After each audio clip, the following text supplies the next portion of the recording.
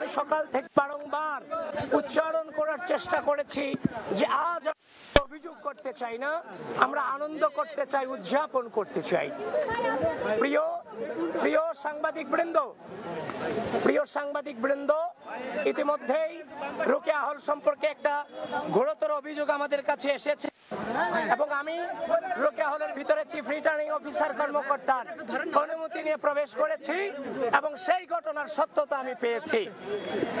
একজন শিক্ষার্থী, তাকে যখন ব্যালট দেওয়া হয়েছে, সে যখন ব্যালট নিয়ে গিয়েছে ভোট কেন্দ্রে বুথে প্রবেশ করেছে, তারপর গিয়ে দেখতে পেল সাদিক কায়েম এবং ফরহাদের ব্যালটে আগে থেকে ক্রস চিহ্ন দেওয়া আছে।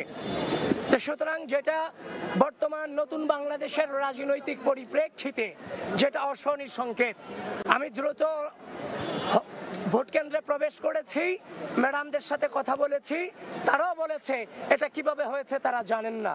তো সবকিছু মিলিয়ে ঘটনার সত্যতা আছে, আপনারা প্রপার ইনভেস্টিগেশন আপনারা আপনাদের জায়গা থেকে করবেন এবং অনাবাসিক শিক্ষার্থীদেরকে আহ্বান করছি, প্রিয় ঢাকা বিশ্ববিদ্যালয়ের শিক্ষার্থীবৃন্দ, বাংলাদেশের স্বাধীনতা, বাংলাদেশের সার্বভৌমত্ব, এই বিশ্ববিদ্যালয়ের শিক্ষার্থীদের মানবাধিকার এবং এই বিশ্ববিদ্যালয়ের শিক্ষার্থীদের মত প্রকাশের স্বাধীনতাকে যেন কেউ মত প্রকাশের স্বাধীনতাকে অক্ষুণ্ণ রাখতে আপনাদের স্বতঃস্ফূর্ত উপস্থিতি একান্তই কাম্য।